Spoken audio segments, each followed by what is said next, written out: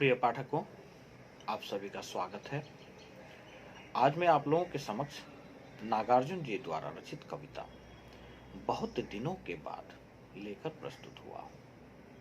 तो आइए कविता की ओर अग्रसर होने से पहले कविता से जुड़ी चंद बातों को जान लेते हैं। आप में से बहुत से लोग गांव के रहने वाले हैं, परंतु नौकरी या फिर जीविका के लिए शहरों में रहना पड़ता है। ऐसे में जब भी ऐसे लोगों से बातचीत होती होगी तो देखेंगे कि उन्हें हमेशा उनके गांव की याद आती है। वे लोग अपने गांव के खान पान, खेत खलियान, पेड़ पौधों, रास्ते, तालाब आदि के बारे में खूब सारी बातें किया करते हैं। फिर बहुत दिनों बाद जब वे शहर से अपने गांव आते हैं तो उन्हें गांव की हर चीज आनंददायक लगती है। इसी प्रकार नागार्जुन जी घुमक्कर स्वभाव के व्यक्ति थे। उन्हें एक जगह टिककर रहना नहीं आता था। वह कभी इधर तो कभी उधर घुमा करते थे और जब वह अपने गांव लौटकर आते थे तो अपने गांव के दोस्तों, रिश्तेदारों एवं गांव के मिट्टी से उन्हें बहुत लगाव रहता था। वह अपने गांव के जितने समय रहते उतना समय अपने मिट्टी से अनुभव प्रेम किया करते थे। यह गांव में वह जी भर के जीवन जिया करते थे, या यूं कहें कि लौटकर गांव आने के बाद पांचों इंद्रियां से सुख की प्राप्ति किया करते थे। इस कविता में उन्हीं 5 इंद्रियों द्वारा प्राप्त किए गए सुख का वर्णन किया गया है। जब कवि नागार्जुन जी की दृष्टि में जीवन का सुख गांवों में है, शहरों और कस्बों में नहीं, इस कविता में नागार्जुन जी ने उस देहाती आदमी की मनोवृत्ति को इस कविता का आधार बनाया है, जो बहुत दिनों के बाद अपने गांव लौटा है और शहर के बनावटी जीवन से परेशान हो गया है, या यूं कहें कि उसका उगता गया जीवन अब गांव की ओर अग्रसर होना चाहता है। अपने गांव में आकर उसे सच्चा सुख प्राप्त हुआ। नागार्जुन जी कहते हैं कि पकी सुनहरी फसलें, धान कूटती किशोरियों के गीत, मूल सीरी के ताजे फूल, पगडंडी की चंदन वर्णी धूप, ताजा ताल, मखना और रूप रंग गंध रस आदि का स्पर्श शहर में कहा है। तो आइए कविता की ओर अग्रसर होने से पहले आप लोगों से गुजारिश करूंगा कि अगर आपने अब तक मेरे इस चैनल को सब्सक्राइब नहीं किया है तो कृपया लाइक एवं सब्सक्राइब करें। तो आइए कविता की पाठन एवं व्याख्यान की ओर बढ़ते हैं।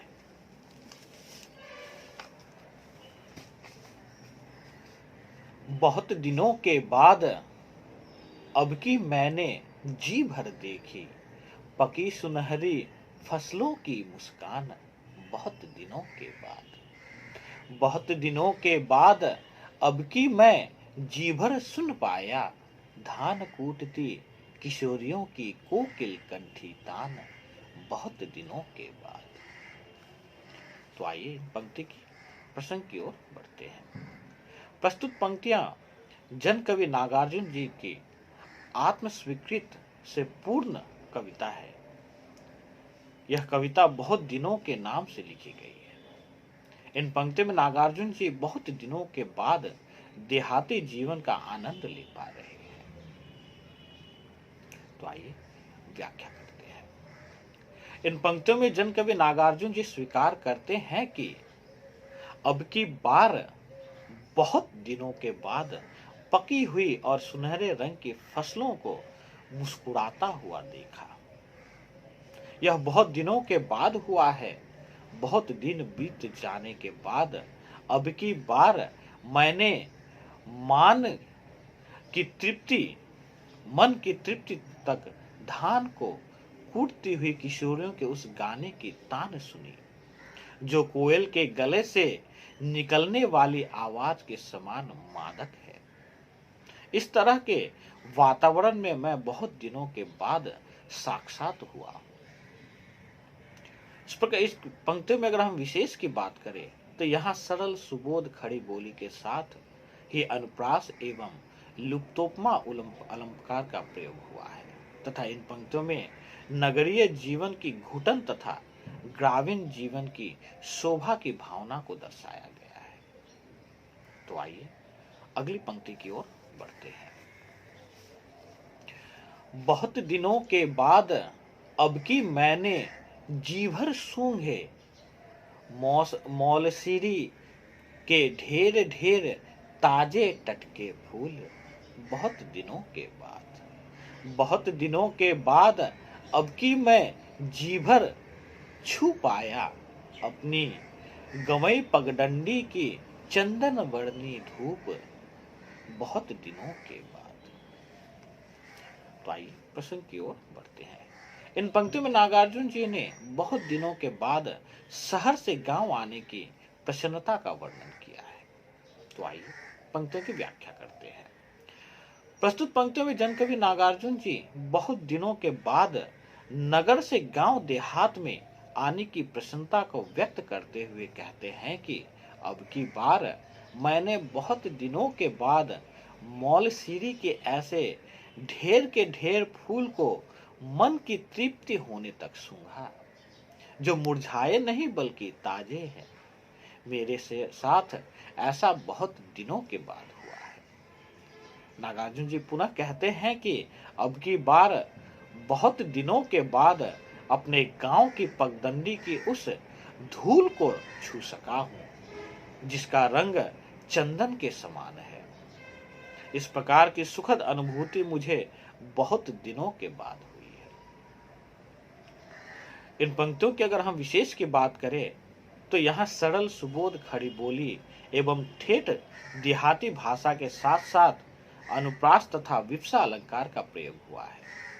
साथ ही यहाँ गांव के मुक्त वातावरण का बहुत ही मनोहारी वर्णन हुआ है।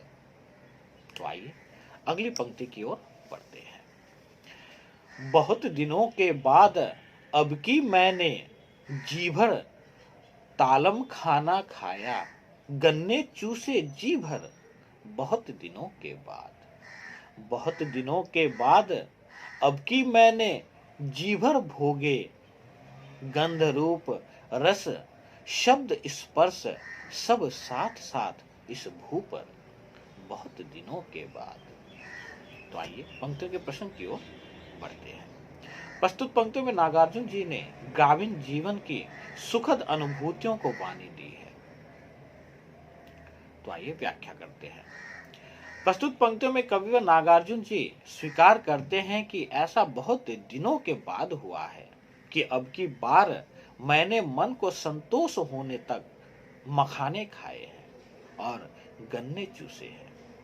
ऐसा सुयोग्य बहुत दिनों के बाद हुआ है अर्थात ऐसा अवसर मुझे बहुत दिनों के बाद मिला है। नागार्जुन जी पुनः कहते हैं कि बहुत दिनों के बाद अब की बार मैंने मन का संतोष होने तक गंध रूप रस और स्पर्श अर्थात छूने का सुख इस धरती पर एक साथ भोगा है। इस प्रकार की अनुभूति मुझे बहुत दिनों के बाद हुई है। इन पंक्तियों के विशेष की बात करें तो यहाँ खड़ी बोली के साथ साथ संस्कृत तत्सम शब्द का प्रयोग हुआ है एवं साथ ही अनुप्रास एवं विप्सा अलंकार का प्रयोग भी हुआ है। अंततः मैं यही कहूंगा कि इस प्रकार आप देख सकते हैं इन पंक्तियों में कि नागार्जुन जी ने पूरी कविता में शहर के इंद्रिय आनंद की अतृप्ति और गांव में आकर अपने तृप्त मनोभाव का बहुत ही सजीव चित्रण किया है। साथ ही यहाँ गांव एवं शहर की तुलना करते हुए गांव के वातावरण को श्रेष्ठ कहा गया है जहां आकर कोई भी मनुष्य अपने आप को तृप्त महसूस करता है। इस प्रकार मैं आशा करता हूं कि मेरे द्वारा दिया गया आज का यह व्याख्यान आप लोगों के लिए सार्थक हो, एवं आप लोगों से आग्रह है कि मेरे इस चैनल को आप लोग कृपया लाइक एवं सब्सक्राइब करें, ताकि इसी प्रकार आप लोगों की सेवा करता रहूं। आज के लिए इतना ही। धन्यवाद।